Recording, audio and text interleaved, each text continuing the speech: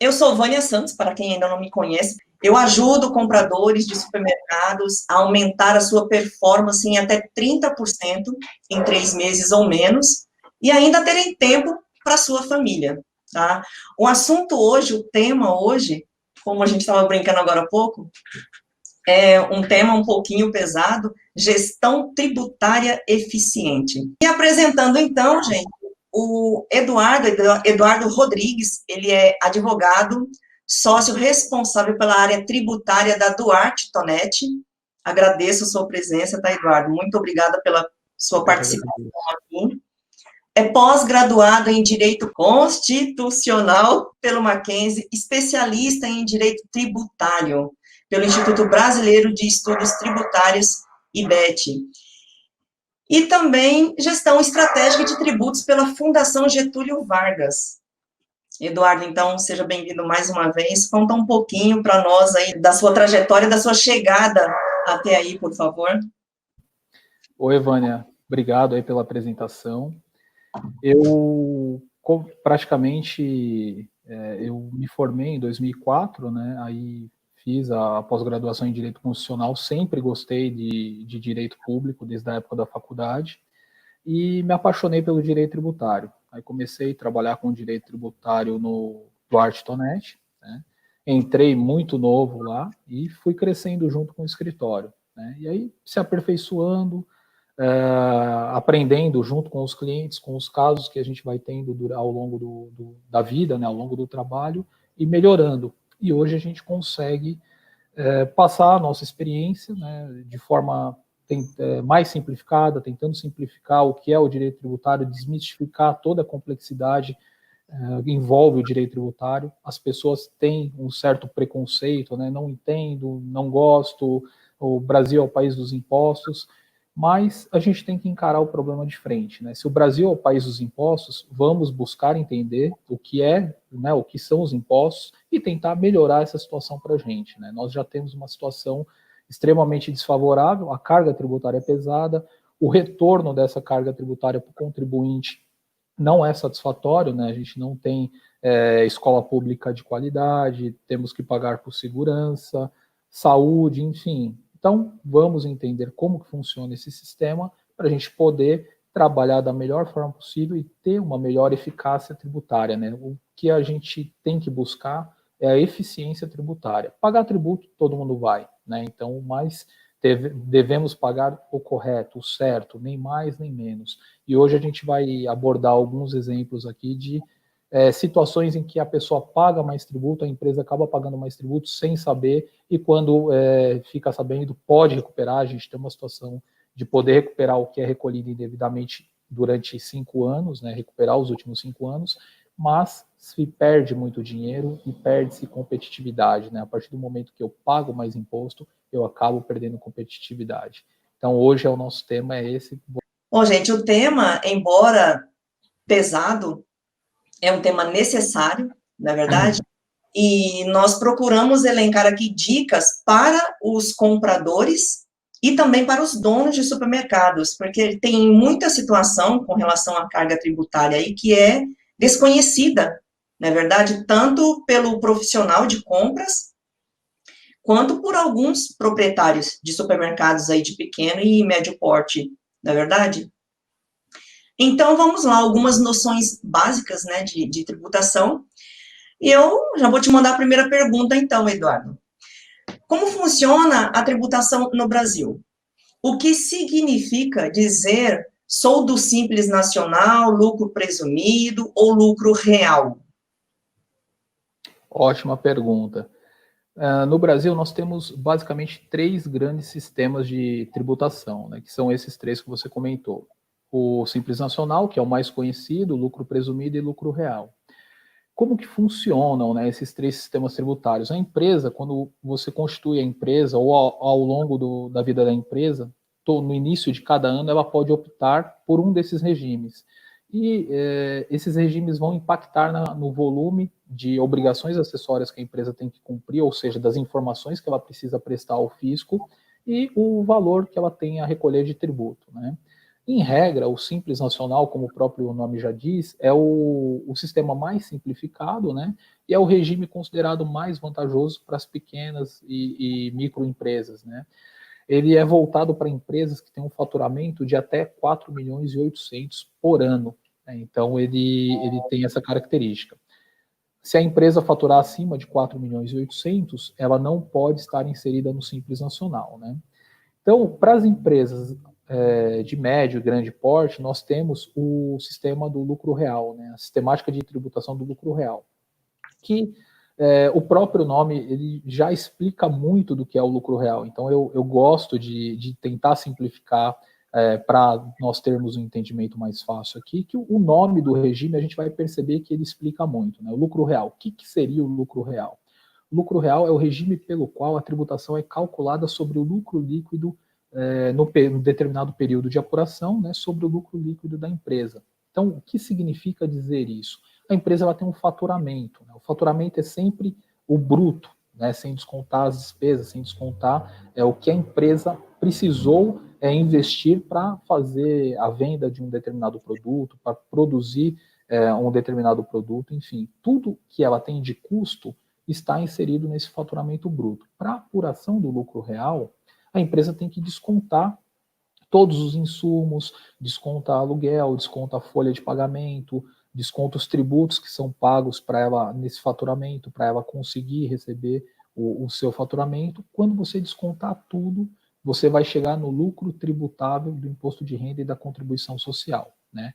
E aí tributa-se o lucro real, né? Você descontou todas as despesas, todas as deduções e chegou num valor que é determinado o lucro real. Aí tem a incidência do imposto de renda e da contribuição social sobre o lucro líquido. Esse tipo de regime ele é obrigatório para instituições financeiras, para seguradoras e para empresas de qualquer segmento que faturam acima de 78 milhões de reais. Então a gente já começa a ter aqui um nicho de empresas que tem um porte um pouco maior, né? E também o que é interessante aqui no lucro real, ele tem a sistemática não cumulativa do PIS e da COFINS. O que é isso, né? A não cumulatividade é quando eu posso tomar crédito de insumos, né, ou de compras em etapas anteriores. Exemplo, um supermercado. Eu compro leite para vender no meu supermercado. Esse leite ele vem tributado com PIS e COFINS, tá? A partir do momento que eu fiz essa compra, eu tenho um crédito sobre o valor da nota de 9,25%, que é relativo ao PIS e a COFINS, independente do regime de quem eu comprar, tá? A empresa pode ser do Simples Nacional, do lucro real, do lucro presumido. Eu fiz uma compra, eu sou do lucro real, eu tenho 9,25% de crédito para descontar na minha saída. Então, essa é uma característica própria do lucro real. Lucro presumido, ele nada mais é do que é uma criação brasileira, né? Esse regime de tributação a gente não tem em outros países, basicamente nós temos somente no Brasil, que ele define uma presunção de lucro, né? Então, o próprio nome já diz lucro presumido, quer dizer, eu não apuro o lucro real. Como que é isso, né? Como que funciona isso? Se eu sou uma empresa comercial, indústria e comércio, eu vou ter uma presunção de lucro para efeitos do imposto de renda de 8%, tá?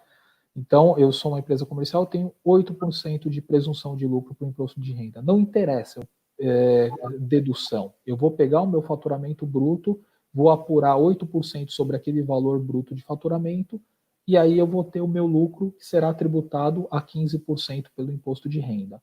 E a presunção de lucro para efeitos da apuração da contribuição social sobre o lucro líquido é de 12%. Então, eu tenho 8% e 12%, e a alíquota da contribuição social é de 9%.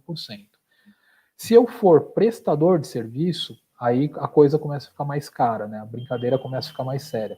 O governo ele entende que o prestador de serviço ele tem mais lucro do que a empresa que é comercial. Então, a presunção de lucro do prestador de serviço é de 32%. Né? Então, se eu faturei R$1 milhão, eu aplico 32% de presunção, 320 mil reais, e aí eu vou aplicar os 15% do IR e mais os 9% da contribuição social sobre o lucro líquido, e o IR ele tem um adicional de 10% se eu tiver um lucro acima de R$20 mil por mês, né? Então, essas são as 3 características básicas dos 3 regimes aqui. Uma coisa que eu ia esquecendo de comentar, o lucro presumido, ele não tem a possibilidade de tomar crédito de PIS e COFINS, tá? Ele está no regime cumulativo, ou seja, eu comprei uma mercadoria para revender, eu tenho destaque, eu tenho PIS e COFINS naquela nota, eu não vou me creditar, eu vou vender com PIS e COFINS, ele vira custo para mim. Só que a minha alíquota na saída é de 3,65, né? É 0,65 de PIS e 3 de COFINS, então é uma alíquota menor, tem as suas compensações. Isso é importante a gente entender porque o empresário, a partir do momento que ele resolve montar o seu negócio, ou já tem a empresa montada, é importantíssimo ele fazer uma verificação periódica do melhor regime para ele, né? Então vamos pensar, uma empresa que fatura abaixo de 78 milhões, ela pode optar pelo lucro real ou pelo lucro presumido. Então é importante ela verificar o faturamento, verificar as deduções, para apurar se o lucro real seria mais vantajoso ou o lucro presumido. Não tem uma regra fechada, o lucro presumido é sempre mais barato. Não existe isso. Depende da característica de cada empresa.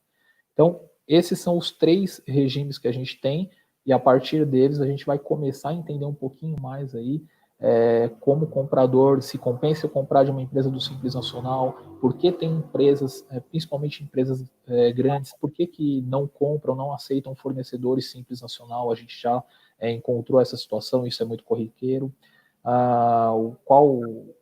as implicações do lucro real na situação de ser comprador, é mais caro, é mais barato, enfim, agora a gente vai começar a amadurecer esses questionamentos para nos auxiliar aí nas dicas. Nossa, que maravilha, hein? Bem sucinto, bem explicadinho, bem claro. Obrigado. Há uma alteração da tributação para as atividades desenvolvidas por intermédio do e-commerce? Tem crescido muito, né? Sim. O e-commerce, principalmente agora com a pandemia, né, ele se tornou muito difundido. Empresas que não faziam e-commerce viram como uma saída para a manutenção do faturamento. Pessoas que não tinham costume de comprar, fazer compras pela internet, iniciaram as compras. Os supermercados, né, disponibilizaram plataformas para os grupos de risco aí do Covid-19.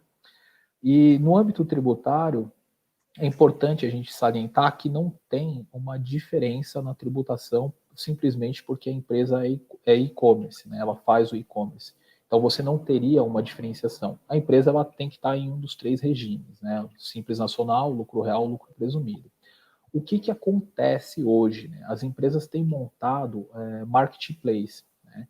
Então, por exemplo, eu tenho a minha plataforma de e-commerce, sou uma loja grande, sou um supermercado grande, e eu tenho uma seção de produtos eletrônicos.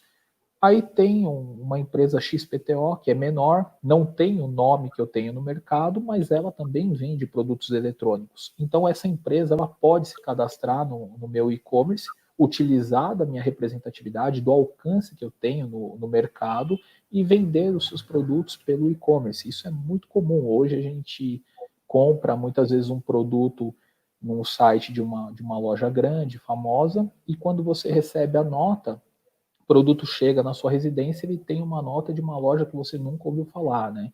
Então, é justamente essa situação. A empresa de menor porte, ela está usando o e-commerce de uma empresa de grande porte.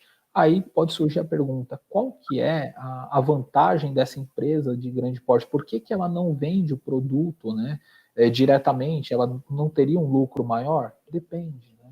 Hoje em dia, com a tecnologia, é difícil as empresas quererem, pensa, para vender o produto, eu tenho que fazer a compra, eu tenho que manter esse produto em estoque, eu tenho o risco de quebrar, de ter avarias, aí eu vou vender, tem a questão da garantia, enfim, é um custo grande para fazer isso. Enquanto que, se eu disponibilizo uma plataforma, marketplace, e outras pessoas fazem essa venda pela minha plataforma, eu ganho um percentual sobre essas vendas. Eu tenho um percentual dessa intermediação de negócio. Vai ser tributado como serviço, mas é uma renda extra né, para as lojas. Então, aqui vai uma dica para quem é dono de supermercado, quem já tem uma plataforma de e-commerce ou está pensando em implantar uma plataforma de e-commerce, pense nisso, pense em abrir a sua plataforma para terceiros, para empresas menores, para empresas do Simples Nacional, que para essas pessoas venderem dentro da sua plataforma. Você vai ter um ganho de gama de produtos que você vai conseguir atender sem a necessidade de manter esses produtos em estoque, né? Você vai apenas disponibilizar uma plataforma de comércio virtual e você vai cobrar um percentual por isso, né? Então, é uma possibilidade de alcance, de geração de caixa aí que não seja ali esperada, e é uma boa ideia que vem surgindo e sendo difundida. Só um exemplo de uma loja que a gente pode falar, e é uma marca que tem crescido muito, é a Magazine Luiza. E basicamente o modelo de negócio da Magazine Luiza é influenciado por esse tipo de marketplace, por esse tipo de e-commerce. Então eles conseguem abranger praticamente tudo, né? Você consegue comprar qualquer coisa no site deles porque eles têm essa abertura, né? E eles também classificam vendedores nas suas plataformas, né, e disponibilizam a plataforma para a pessoa realizar as vendas diretas. Então eu achei interessante a gente essa pergunta, a gente conversar sobre esse tema, porque acaba sendo uma dica aí para o empresário também, uma possibilidade de criar outras formas de rendimentos, né? De rentabilizar, né? Sim, com certeza. Essas lojas de eletroeletrônicos, eles estão abrindo muito para parceria, né? Eu tinha visto um espaço dentro da Marizas, onde estava fechado ainda o espaço, e eles estavam apenas com um anúncio dizendo que futuramente iam vender eletroeletrônicos e tal, e tinha uma plaquinha já, mas ela estava meio escondida ainda, não estava ainda em divulgação, e é parceria com o Magazine Luiza. O Magazine Luiza é muito forte nisso. Eu vi aqui no chat, tem uma pergunta da Clara Cinzato. Ela pergunta, tem alguns produtos que são monofásicos para a tributação de PIS e COFINS. Esse monofásico também entra na base de tributação do lucro presumido? É uma ótima pergunta. Ótimo Vamos mesmo. lá. O que acontece aqui? Tá? Quando você compra um produto que ele tem tributação monofásica, o monofásico é simples de entender, significa dizer que toda a tributação daquele produto para o PIS e a COFINS, ele ocorreu na indústria. Então, produtos monofásicos, tributação concentrada na indústria. Tá? Então, por exemplo, eu tenho um cosmético, o cosmético tem tributação monofásica. O cosmético ele tem tributação monofásica para o PIS e a COFINS e ele tem substituição tributária para o ICMS. Então, a partir do momento que o produto saiu da indústria, ele sai tributado pelo ICMS e pelo PIS e a COFINS por toda a cadeia. Então, a indústria vai vender para o distribuidor. A partir do momento que esse distribuidor vender para o varejista, na nota desse distribuidor vai sair tributado zero de PIS e COFINS. Então, tributação zero do PIS e COFINS, porque já foi tributado na indústria por toda a cadeia, assim como o ICMS.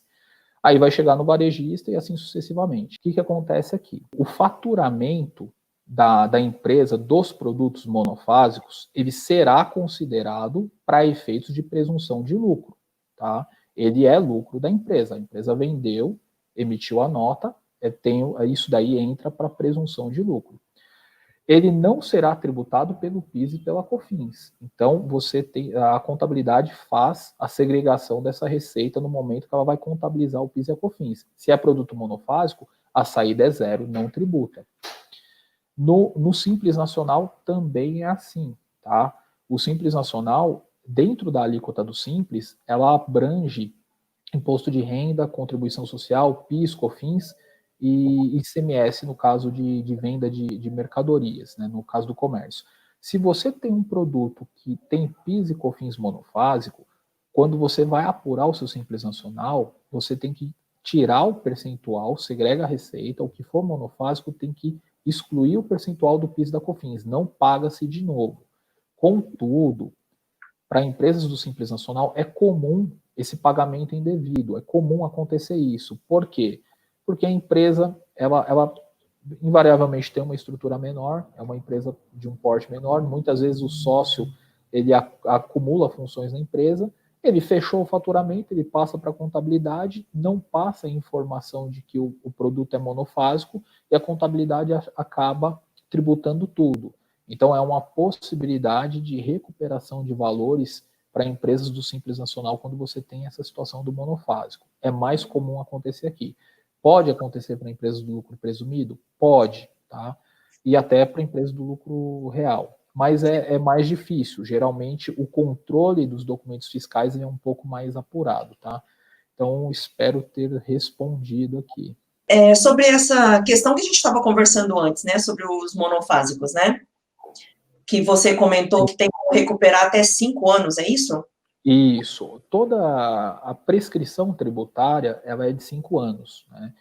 Então, a prescrição, ou seja, eu perco o meu direito, eu posso recuperar até 5 anos. Passou de 5 anos, eu perco o direito, tá? Então, eu tenho a perda do direito aí a partir de 5 anos. Então, se eu tenho uma situação que eu paguei indevidamente um tributo, hoje, eu posso recuperar esses valores até 5 anos. Só que o que é muito comum acontecer? A pessoa, ela não erra sabendo que errou, né? Então, principalmente em matéria tributária.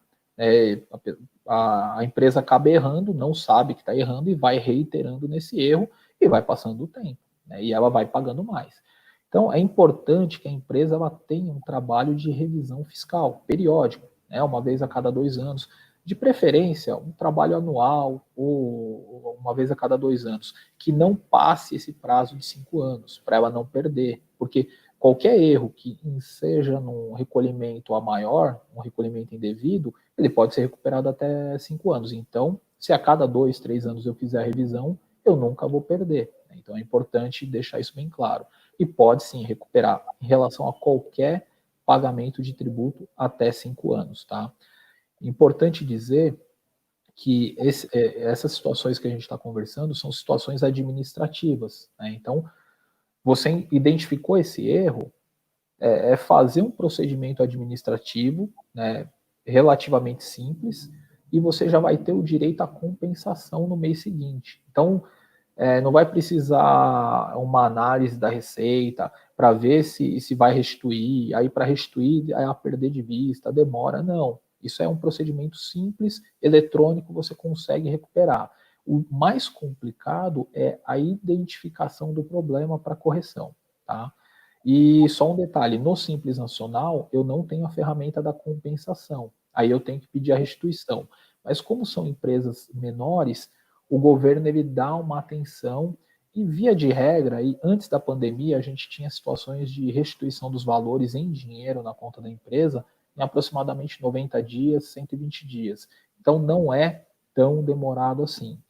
E não chama fiscalização. Muita gente fica com receio de fazer contato com o fisco, falar, poxa, eu vou buscar recuperar, vai bater um fiscal na minha porta. Não, não chama fiscalização.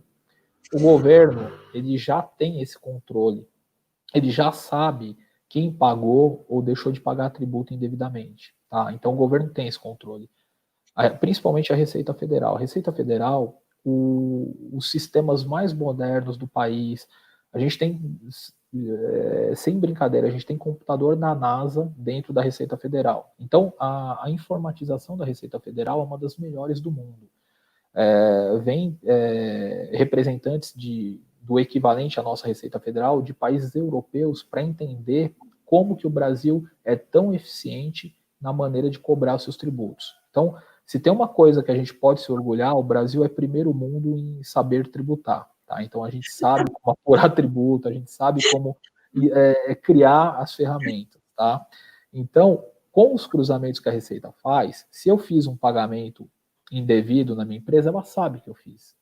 Só que ela não vai bater na minha porta e falar, olha, você pagou indevidamente, você pagou a maior, estou te devolvendo o dinheiro. Por quê? Porque a prescrição de 5 anos, ela serve para nós e serve para a Receita também. Então, se eu paguei hoje indevidamente, eu tenho 5 anos para recuperar. Se eu não reclamar em 5 anos, também prescreveu o meu direito de pedir de volta. Então, a Receita fica com esse dinheiro, né? Então, por essa razão, ela não vai bater na nossa porta para devolver. Cabe a nós reclamar o nosso direito, né? Então, a gente tem que ir atrás do valor.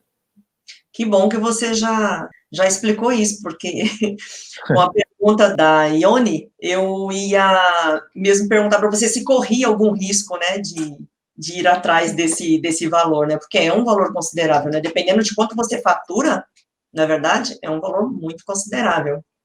É bem considerável porque a gente tem que colocar em escala, né? Depende do valor que você fatura, você retroage 5 anos, e tem um detalhe muito importante aí, você recupera com a Selic.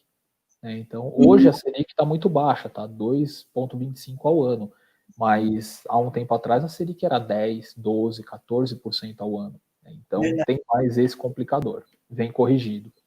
verdade. Bom, legal, obrigada pela resposta, pelo esclarecimento. Bom, outra pergunta aqui para você.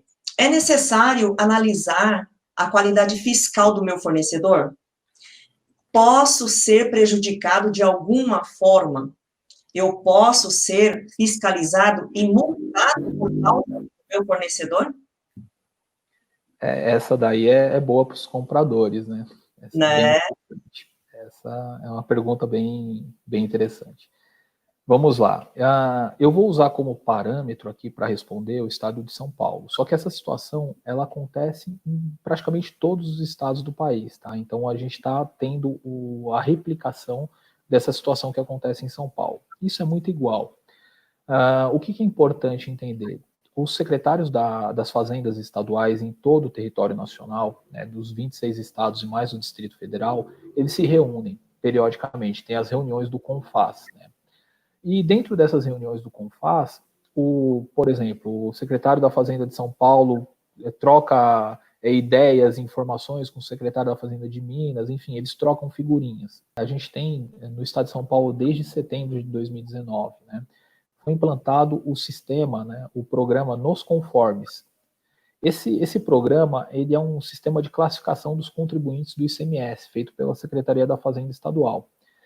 E ele já está em funcionamento e ele classifica os contribuintes com notas, né? Então é como se fosse aquelas classificadoras de risco, né? O país tinha nota A e foi rebaixado, enfim, que a gente tem aí, vê muito no campo da economia, né?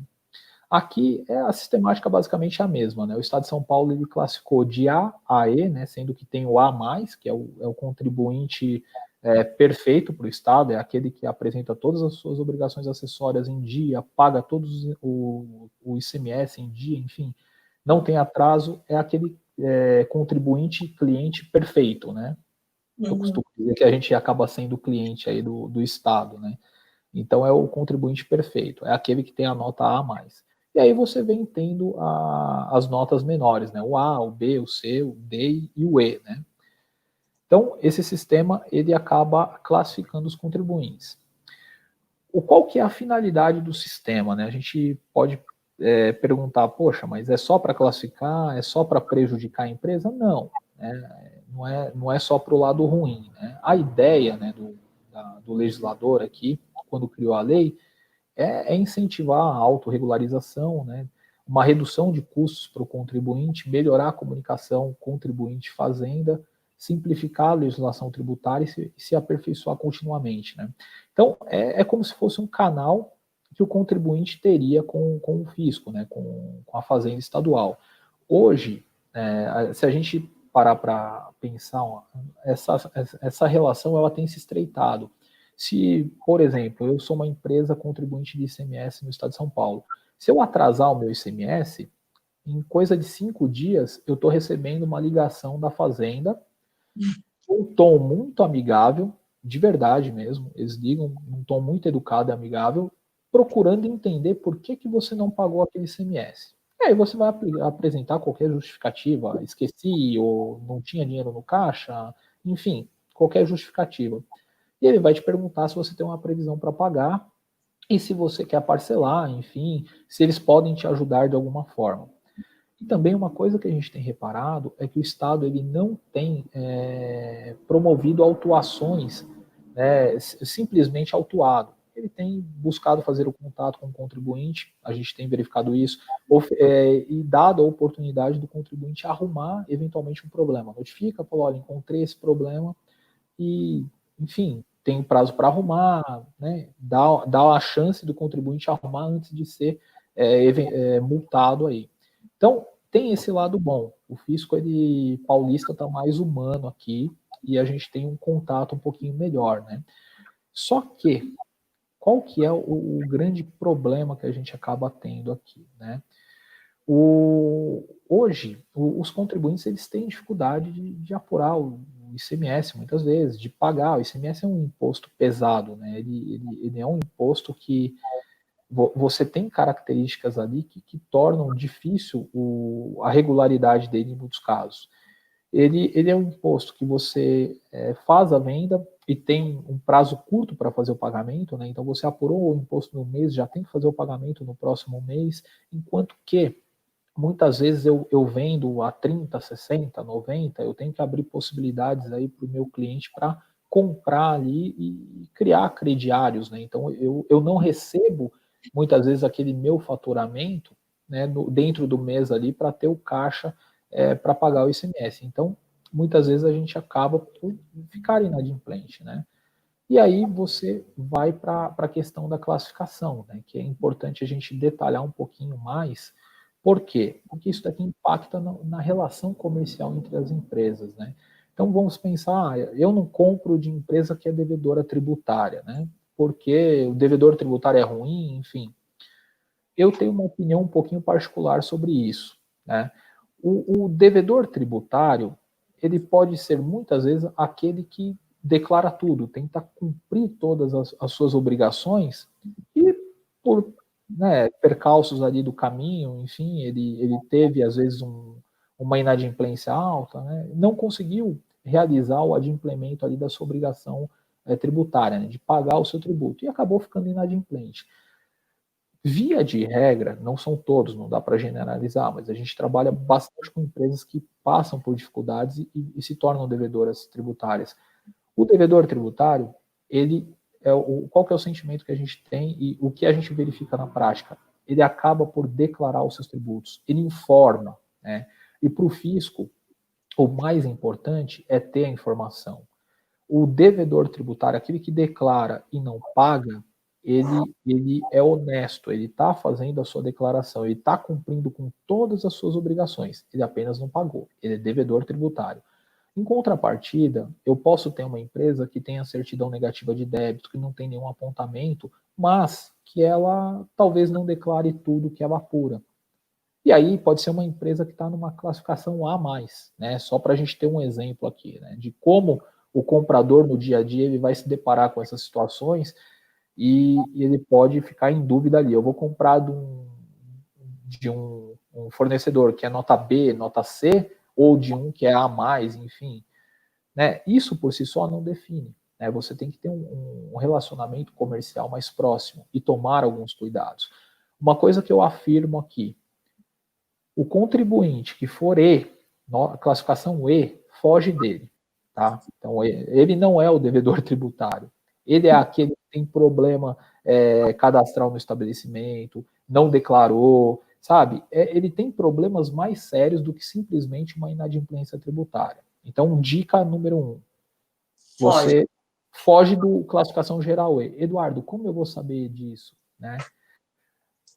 Realmente é sigiloso. Você só tem acesso se a empresa, ela dentro do sistema, nos conformes, ela pode dar publicidade à nota que ela tem, né, essa nota. Só que, vamos pensar, o contribuinte que tem nota E, ele não vai dar publicidade. Né, isso vai impactar no dia a dia dele.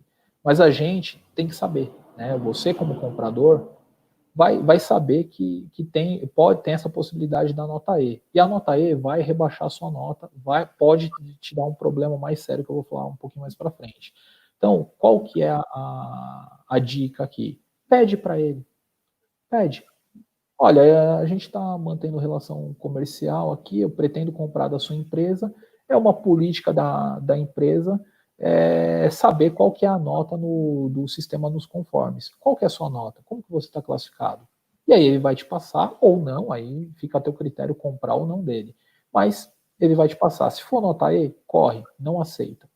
De D para cima, o D, ele é aquele inadimplente tributário, tá? é o contribuinte que tem dívida tributária e está acumulando dívida tributária. Ah, Eduardo, também não compro do D? Não. O que acontece com o D? O D é o que declara e simplesmente não está pagando. É ruim para ele? É, mas não significa que ele vai te dar um problema. Tá? Porque, como eu disse, ser devedor tributário não tem crime nisso. Né? O STF quer criminalizar o ICMS, mas enfim, não é o caso agora, e se criminalizar o problema é dele que está devendo e não o seu. Então, o máximo que vai acontecer aqui é você poder ter um rebaixamento da sua nota. Se você é A mais e negociou com o D, a sua nota pode ser rebaixada, tem alguns critérios do Estado para fazer isso, mas você também pode se defender, você pode contestar a sua nota. Então, dentro do sistema, se porventura o Estado te classificou como C e você entende que é A, pode fazer um peticionamento eletrônico dentro do sistema e justificar por que você não é C e é A. E aí o Estado ele vai reclassificar se ele tiver o mesmo entendimento ou não. Né? Então, qual que é a lição aqui? O E é péssimo, corre dele, de D para cima, aí você analisa algumas variáveis, lembrando que se eu tenho uma nota mais alta do que quem está negociando comigo, eu posso ter um impacto na minha nota, mas isso ainda não está a pleno vapor aí, o Estado ele tem que notificar, enfim, informar, mas de D para cima eu não me preocuparia muito em ter problema com essas empresas, tá? Um outro detalhe, se uma empresa ela tem menos de 5 meses de atividade, ela é classificada como NC, ou seja, ela não tem classificação, tá? Então, se porventura você pedir, a empresa falar, olha, eu tenho 5 meses de atividade ou menos, ela não vai ter classificação, tá? Então, por que eu estou falando tudo isso, tá? Porque onde que isso poderá me causar um problema? Por que eu tenho que ter uma capacitação para fazer uma compra qualificada? Se a empresa que o exemplo do E, eu negociei com uma empresa que é classificação E, essa empresa ela pode ser declarada inidônea. O Estado ele pode abrir um procedimento administrativo e declarar essa empresa inidônea, porque ela não entregou as guias, né, ela não cumpriu as obrigações acessórias, ele pode declarar ela inidônea. Ou, pior, essa empresa ela pode fazer troca de notas para gerar crédito de ICMS, também é uma causa de declaração de inidoneidade. Tá, Eduardo, declarou inidôneo, o problema é dele. Não. Eu comprei dele, ele me emitiu uma nota. Nessa nota que ele emitiu, eu tenho destaque de ICMS. O ICMS é um tributo não cumulativo. Se eu comprei com ICMS destacado, eu vou tomar esse crédito. É dinheiro no meu caixa, tá? Então, se eu comprei, qual que é o problema prático aqui? Como que vai acontecer? Eu fiz uma negociação hoje. Eu não me atentei que a empresa era nota E, não tomei os cuidados necessários, e eu fiz uma compra hoje, dia 19 de junho de 2020. E, beleza, vida que segue, comprei, vendi, estou operando. Daqui a 2, 3, 4 anos, eu recebo a visita de um fiscal. Eduardo, olha, você comprou da empresa XPTO limitada? Eu posso nem lembrar. Às vezes foi uma compra pontual que eu fiz com ele, um fornecedor habitual não tinha o que eu precisava, enfim, ou ele tinha um preço melhor, eu fiz uma compra habitual. Mas aí o fiscal vai comentar, olha, tá, essa empresa aqui, você tem notas dela, enfim, ela vendeu para você. Essa empresa foi declarada inidônea. Tudo bem, ela foi declarada inidônea, eu não, estou aqui regular, declaro, pago os meus impostos, tudo em dia, não tenho problema nenhum.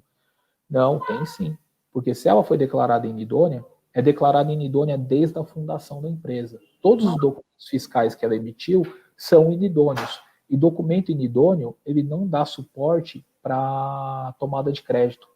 Logo, o fiscal, ele vai glosar o nosso crédito, ou seja, ele não vai aceitar o crédito que eu tomei, vai aplicar uma multa e vai me exigir isso com multa e juros. Olha o problema. Né? Eu fiz uma compra de uma empresa que, quando eu comprei, ela estava regular, ela tinha o Sintegra ativo, ela estava apta, tinha o CNPJ ativo, só que ela foi declarada inidônea numa data futura. E essa declaração de inidoneidade dela retroagiu para me causar um problema. Então, Isso acontece no estado de São Paulo e acontece em todos os estados da federação. É um problema muito grave, é uma ilegalidade gigantesca que acontece, tá?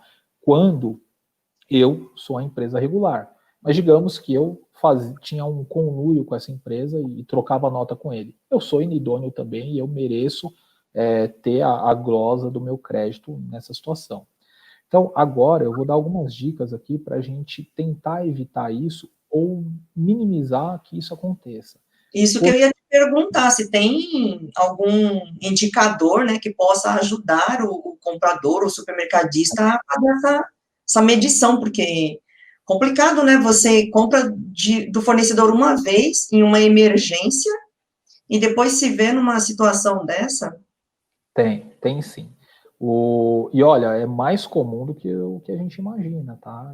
A gente trabalha muito isso no escritório, tem muitas situações semelhantes a essa. Eu tive um caso que era uma empresa que ela comprava extrato de guaraná, né? Ela trabalhava com guaraná. E ela tinha um fornecedor habitual. Aí esse fornecedor não tinha a quantidade que ela queria, que ela precisava ali eventualmente para cumprir uma demanda, e ela fez uma compra. Ela só tinha uma nota de um fornecedor específico ali naquela situação. Era uma nota só, gerou um problema para ela numa nota de quase 100 mil reais. Né? E era uma nota. Então foi declarada inidôneo, enfim, ela se defendeu, ganhamos o processo, mas pode acontecer. Né? Porque o fiscal ele vai olhar e na cabeça do fiscal, quem negociou com aquela empresa é inidôneo também. Né? Então ele acaba indo fiscalizar todo mundo e autuando todas essas empresas. Como que eu me protejo disso? Né? Aqui, por que eu defendi o inadimplente tributário? Dificilmente a gente tem essa situação com a empresa que está devendo tributo. Por quê? Porque a empresa que está devendo tributo, ela já tem um olhar mais próximo do fisco, o fisco já fica mais próximo dela. Um dos itens que geram fiscalização é o débito, né? Então, para desmistificar, se eu buscar um crédito que eu tenho com a fazenda, vai gerar fiscalização? Não. Agora, se você tiver débito, possivelmente você vai ser fiscalizado, porque o fiscal, quando ele tem que optar, né, a gente não tem mão de obra para fiscalizar todas as empresas do país. Se ele chegar numa situação de empate, ele tem que definir, eu fiscalizo A ou B, se A tiver débito, ele vai fiscalizar A ao invés de B, porque já tem uma situação na cabeça dele que está errada, que é o débito, então ele parte para essa fiscalização. Por isso que quando eu comentei que a empresa que tem débito não é de todo ruim, é justamente por causa disso, porque por ela ter débito, ela tem um olhar do fisco mais próximo, tá? Então, essa é uma situação. Também não é para comprar só de quem tem débito, tá, gente? Vamos só um exemplo aqui. O que é importante aí para a gente olhar, tá? Primeira coisa, é importante você verificar o Sintegra. O Sintegra é um sistema que ele te dá uma pesquisa, isso é aberto, é para todo mundo, você não precisa de senha, não precisa de certificado digital, só precisa ter o CNPJ ou a inscrição estadual da empresa. Colocou no sistema do Sintegra, ele vai te dar uma pesquisa que vai dizer se essa empresa está apta ou não. Tá? Então, a empresa ela vai ter uma regularidade. Por que é importante tirar o Sintegra? Nesse exemplo que eu dei, né, a empresa do Guaraná, ela não tinha o Sintegra e foi um complicador que a gente teve para demonstrar que na época que ela comprou daquela empresa que foi declarada inidônea, aquela empresa era uma empresa idônea. Né? Então o Sintegra ele serve para isso. Então se você tem um fornecedor habitual, tira o Sintegra uma vez por mês, né? É rápido, né? E guarda, vai arquivando, vai deixando isso guardado. Se é um fornecedor pontual, você não tem relação comercial com ele, não conhece, faz a pesquisa do Sintegra da compra, deixa isso anexo. Então o Sintegra é a primeira dica aqui, olhar o Sintegra, tirar a pesquisa. Tem uma outra pesquisa que é importante também, só que ela não é determinante, é importante para saber. É sempre importante saber com quem você está negociando, né? Até para você ter poder de negociação, tá? Sim. Tirar a pesquisa do CADIM. Também, jogou no Google CADIM. O CADIM é o sistema, o órgão de proteção ao crédito público. É como se fosse o Serasa, mas no âmbito público. Você pesquisa com o CNPJ, se o CNPJ estiver inscrito no CADIM, significa dizer que a empresa tem débito, tá? Então, ela está no Serasa público ali. Então, outra dica importante é tirar o cartão do CNPJ no site da Receita Federal. Também, para fazer isso daqui, a pessoa não gasta 5 minutos. Fez as pesquisas, está tudo ativo, guardou. Já tenho uma prova aqui que eu sou diligente, eu demonstrei boa fé aqui. O que é também importante nessas pesquisas, né, que a empresa acaba fazendo? Você vai ter uma ideia mínima de quem você está negociando para conhecer a empresa ali. E também, esse problema, eu costumo dizer, né, para quem é do comercial, da área comercial, não é, eu não vou ter esse problema. É quando eu vou ter esse problema. Em algum momento ele vai bater na sua porta. Não adianta. A gente tem uma gama muito grande de relações comerciais. Em algum momento, uma empresa pode ser declarada inidônea, ou se não for, ela pode ter algum problema e você ter que demonstrar que realmente uma operação ocorreu.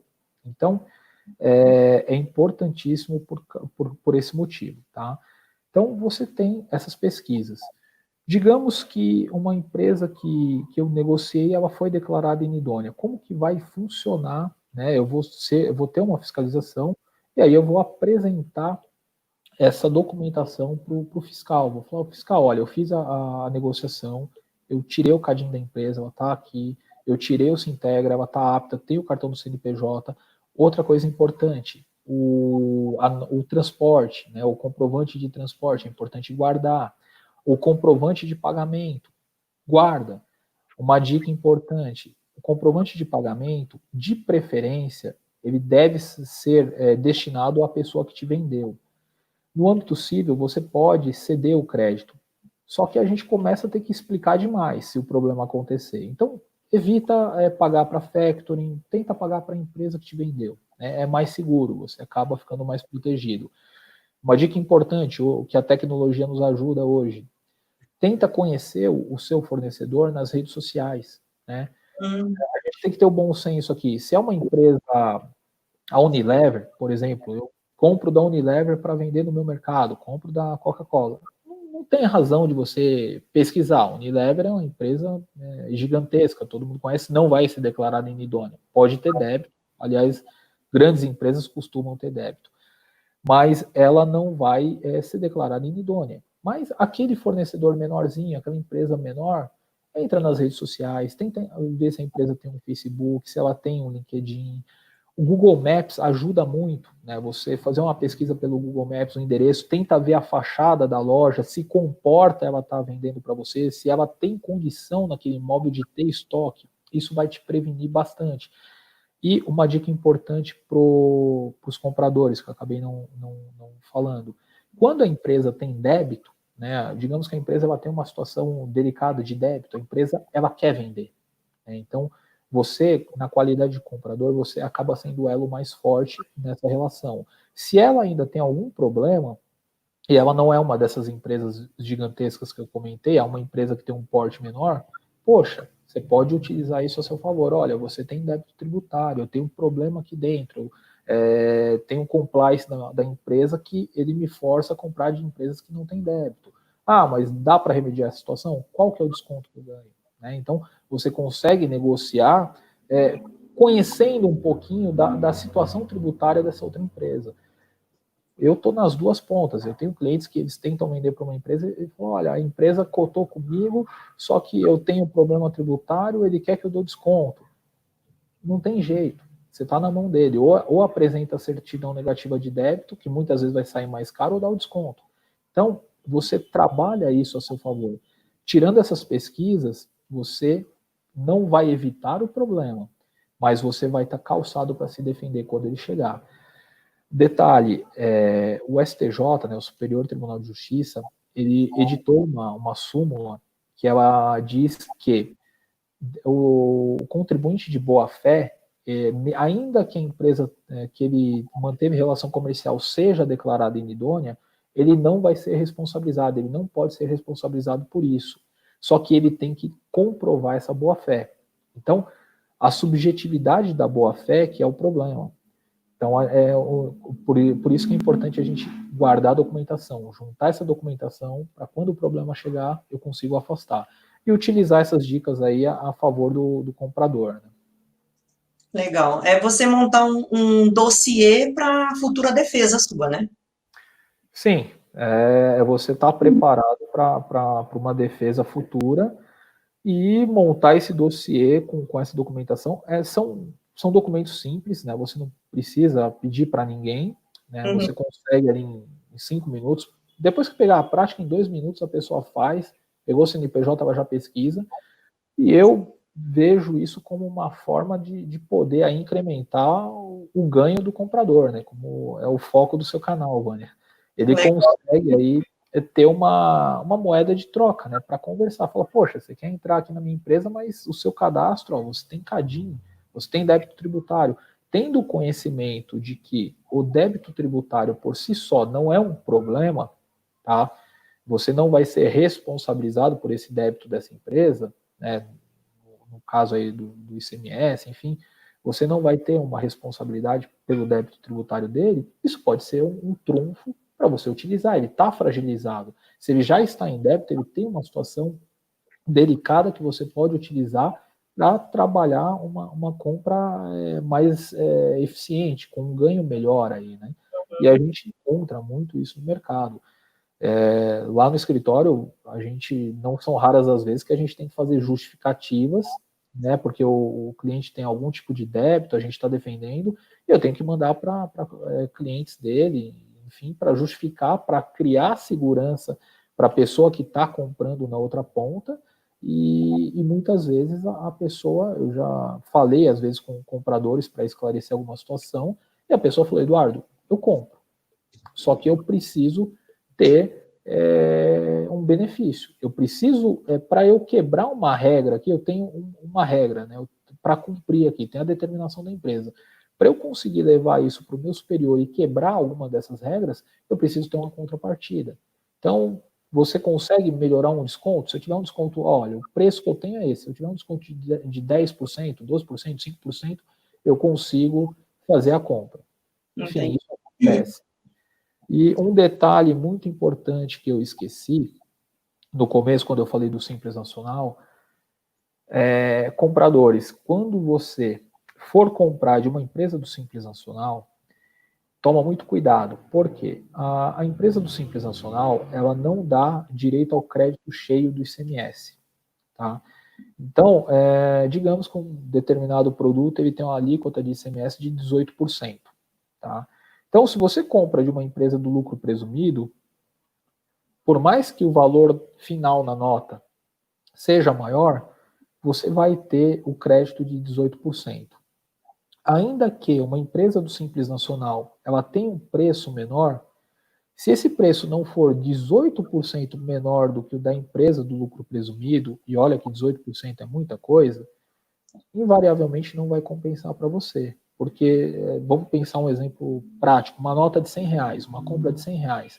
Empresa do Simples Nacional vai te dar um crédito de 1%, 2%, muito pequenininho ali, que é o que ele paga no Simples Nacional. Uma empresa do lucro presumido vai te dar R$18 de crédito. Então, olha a diferença. Né? Então, aquela mercadoria com o crédito do ICMS acaba saindo por 82. Não é exatamente esse valor, porque o cálculo é por dentro, mas tem uma diferença bem significativa.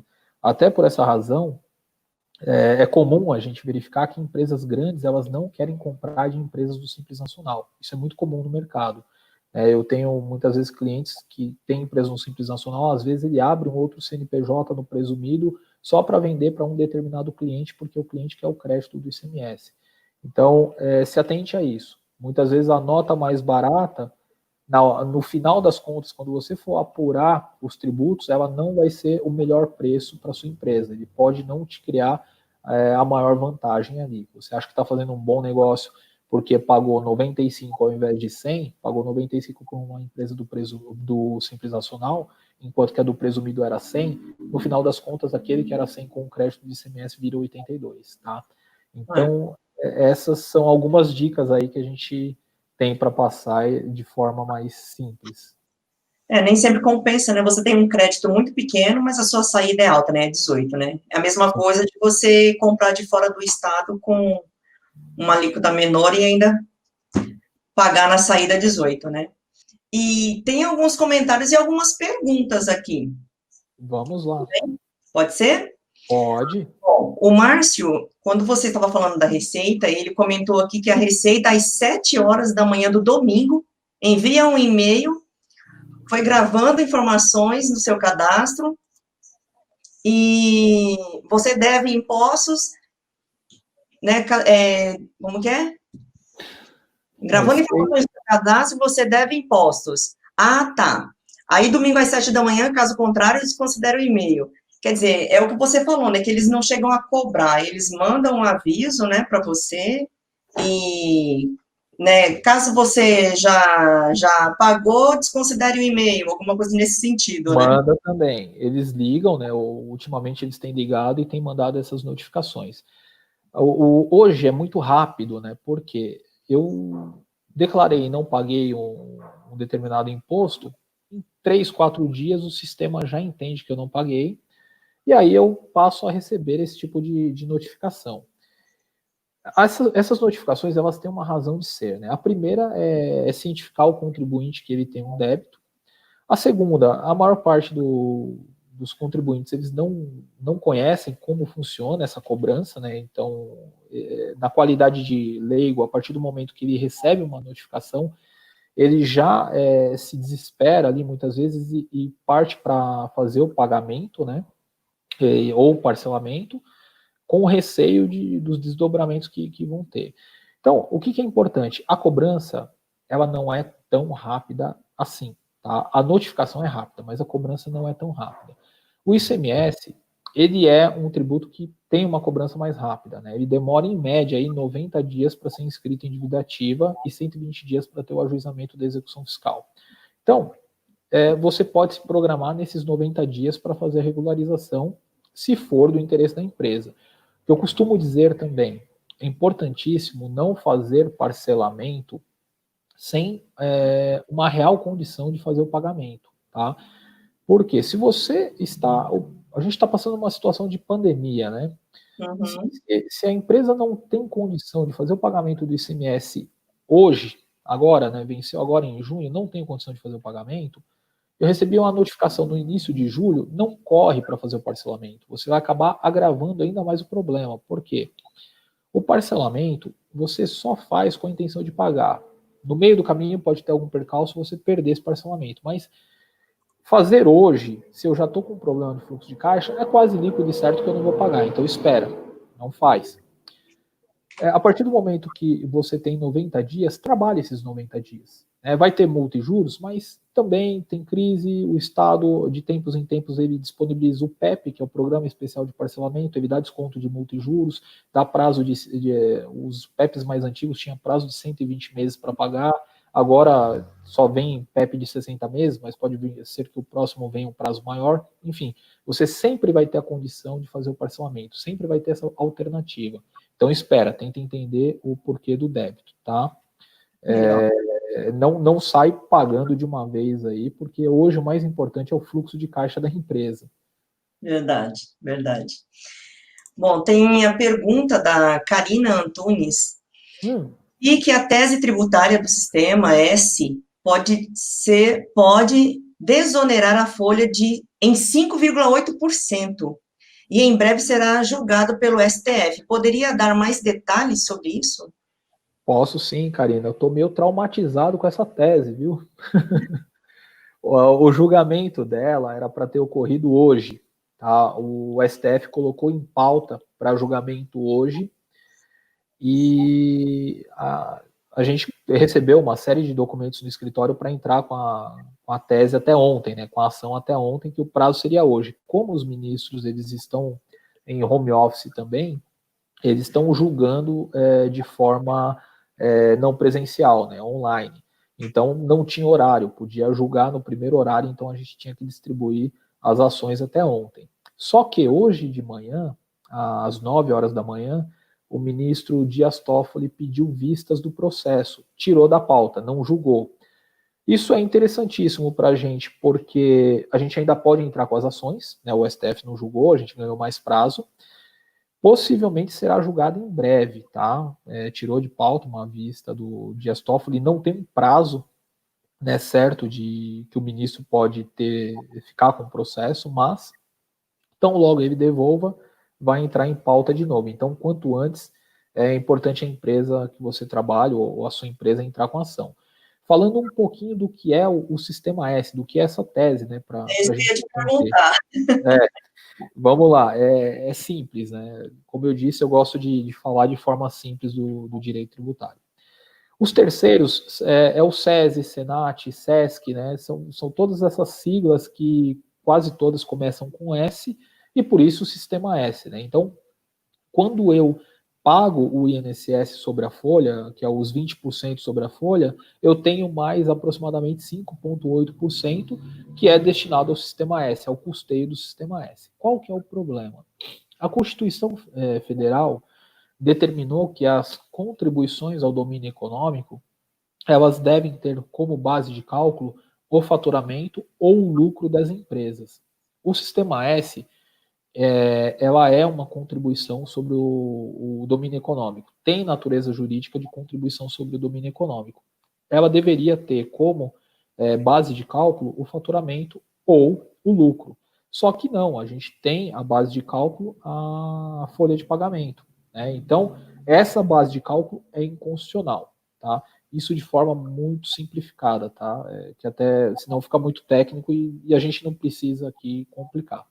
Então, essa é a tese principal, é a inconstitucionalidade da contribuição para o Sistema S, porque ela tem uma base de cálculo inconstitucional. Qual que é a tese subsidiária? Existe uma lei que determina que essas contribuições elas deveriam ter um teto de 20 salários mínimos, ou seja, aproximadamente pouco mais de 20 mil reais. A Receita Federal, ela defende que esse teto seria por funcionário. Isso é inaplicável, porque para calcular 5,8% por funcionário, cada funcionário teria que ganhar mais de 300 mil reais aí. Enfim, é algo absurdo. Uma pessoa que ganha 300 mil reais, ela não vai ser registrada CLT nunca. Ela vai abrir uma PJ e vai economizar tributos aí na sua PJ. Mas essa é a tese subsidiária. A Receita, para se defender, ela fala não. A lei ela não abordou por CNPJ, o teto, os 20 salários mínimos por CNPJ, e sim por CPF, por funcionário. É lógico que não, é esdrúxula essa defesa, mas enfim, essa é a tese subsidiária. Então a gente discute ou o todo, né, é inconstitucional, deveria não tributar esse 5,8, ou a tese subsidiária, o 5,8 tem um teto de 20 salários mínimos, né, 20 e poucos mil reais. Acredito que deu para entender. Né? Sim, deu sim. Bom, a Silvana, ela é compradora para uma rede de supermercado para 25 lojas, tá? Ela sempre avalia se vale a pena comprar loja a loja ou para o CNPJ atacado, porque temos o regime especial.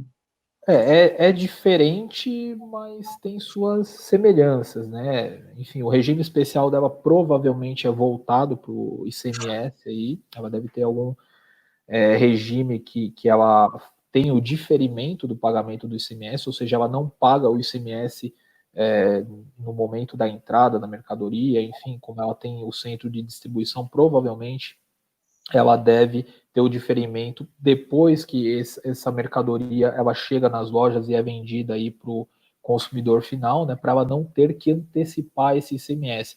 No final das contas, ela não teria, sem o regime especial, ela não teria um prejuízo financeiro, mas ela teria um desencontro de caixa, porque ela estaria antecipando o ICMS antes de ter a efetiva venda. Aí, a pergunta dela é delicada porque a gente precisaria analisar qual que é o regime especial dela, qual que é a estrutura que ela tem, né? É uma empresa com 25 lojas, é uma empresa de um porte grande, médio para grande, E seria interessante verificar o planejamento tributário que foi feito, né, para a gente poder desenhar aí a melhor operação. Não tem uma regra fechada, né, enfim, você tem que conhecer a particularidade da empresa, conhecer as especificidades da empresa, as características, para conseguir desenhar um planejamento tributário.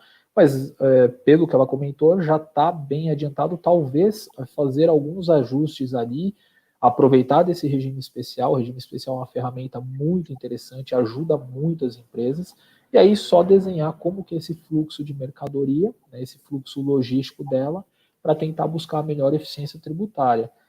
E, enfim, os nossos contatos, acredito que estarão aí. Se ela tiver alguma dúvida, a gente pode bater um papo aí para amadurecer alguma coisa e tentar ajudá-la também.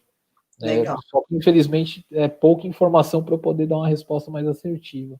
Legal. Bom, mas dá para fazer uma análise, né? Só corrigindo, eu li aqui, é Natal, né, Rio Grande do Norte. É Natal, Rio Grande do Norte. Bom, o Márcio Barroso, ele comentou, né, que acha injusto o representante comercial pagar 16,93%, né, na NF mais ISS e ainda tem a obrigação de pagar o Corsesp. Caso contrário, as empresas não aceitam. Foram o quê? Carros, fone, saúde, fora carros, fone, saúde, alimentação e outros. Olha, a carga é pesada. Eu vou concordar com o Márcio aí. O que acontece, né? Como eu disse quando eu estava explicando ali do lucro presumido, a presunção de lucro, o governo ele entende que o prestador de serviço ele tem uma margem de lucro grande, né? Então, acaba sendo uma tributação pesada, realmente. Aí é fazer a representação comercial hoje, ela pode entrar no Simples, era vedado, houve uma alteração na lei do Simples que autoriza, né, o representante comercial entrar no Simples Nacional. Talvez seja interessante para o Márcio ele fazer uma simulação, né, dentro do Simples Nacional. Também é uma das alíquotas mais caras do Simples, porque é prestação de serviço, né, é pesado também, e ele poderia fazer uma simulação do Simples Nacional em comparação com o lucro presumido, né.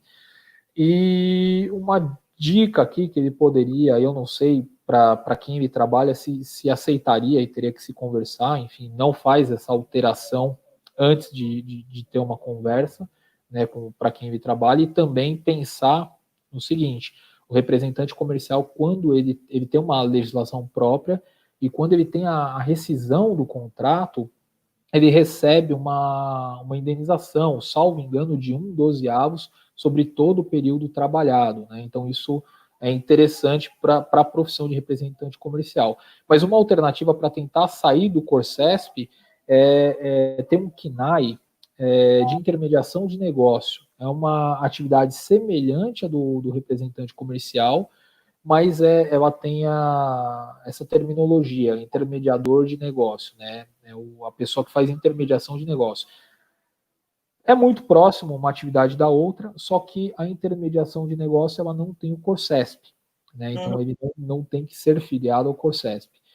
Então pode ser interessante ele verificar isso, né? Ponderar a perda aí da indenização, né? Porque esse intermediador de negócio não tem a indenização do representante comercial, ele não segue as regras da lei de representação comercial, então ele tem que ponderar isso e ponderar também com as empresas que ele trabalha se essa alteração de objeto social da empresa dele para intermediação de negócio, se ele não perderia ali essas empresas como clientes, né, esses negócios que ele trabalha hoje. Mas legal. É o que eu vejo aí. A tributação realmente é bem pesada. Legal.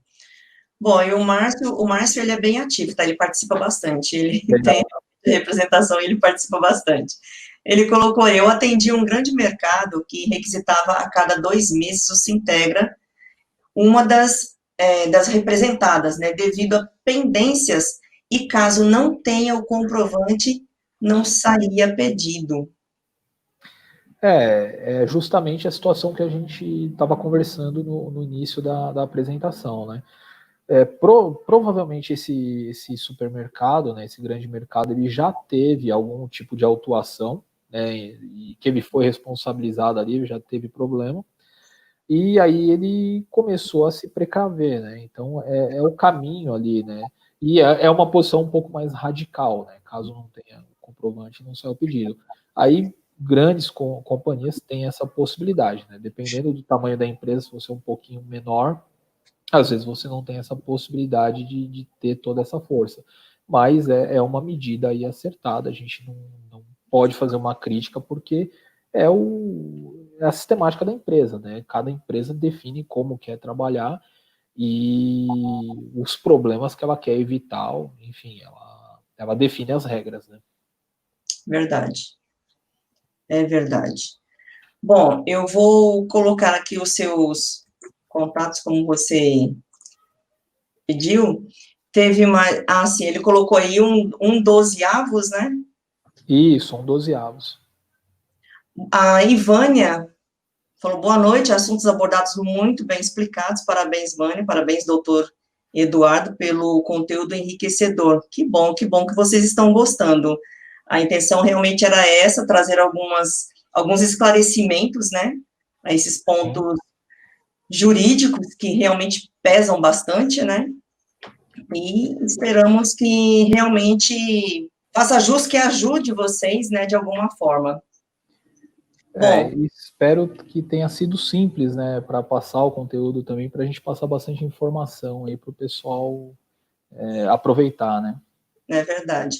Eu coloquei o contato, Duarte, né, Duarte Tonetti. Duarte. Doutor Eduardo, muito obrigada, tá? Agradeço imensamente a sua participação em trazer esses esclarecimentos, em ajudar a enriquecer mais o conhecimento do comprador e do supermercadista.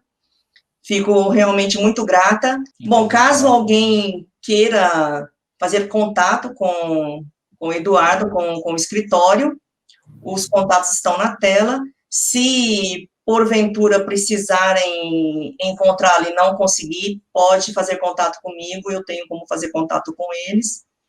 E espero realmente ter ajudado a todos. Muito obrigada, doutor, muito obrigada a participação de todos. Vânia, obrigado, foi um prazer. Doutor, deixa uma mensagem aí para os nossos espectadores, alguma sugestão mais enriquecedora aí. O pulo do gato tem? Olha, o pulo do gato, eu acredito que em toda a função, né, a função de comprador aqui que a gente está comentando, se a pessoa sempre buscar estudar, né?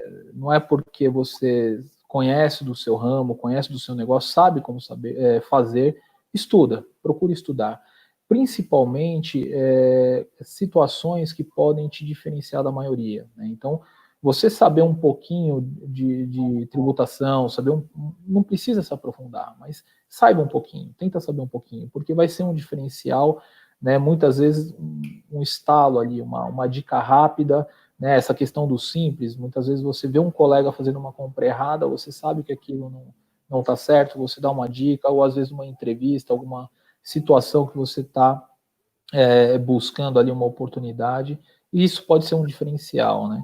E é importante, a gente está passando por uma situação de pandemia, enfim, de crise, né? Todo mundo tem falado, se reinvente, né? Então, a gente hoje tem ferramentas, né? Tem tecnologia, tenta usar e abusar das tecnologias. Eu tenho feito muitas reuniões por Zoom, né? Outras plataformas, a gente está tendo essa conversa hoje. Então, tenta usar isso, né? A gente tem um monte de ferramenta, tenta fazer um marketing pessoal também, e a todo momento a gente está vendendo, né? Então, muito embora seja para comprador, a gente sempre está vendendo a nossa imagem, vendendo o nosso trabalho. Então, acho que é isso, né? Procurar sempre se vender da melhor forma possível. Esperamos uma próxima aí, não é verdade? Vamos bolar um outro tema, enfim, se o pessoal mandar dicas também aí, dúvidas, a gente pode desenvolver alguma coisa. Legal. Tá, Pessoal, podem colocar sugestões, entrem nos canais, tá? Deem sugestões lá que abordaremos os assuntos aqui com o maior prazer. tá bom? Obrigado, Vânia. Muito obrigada e até a próxima, então. Tchau, tchau.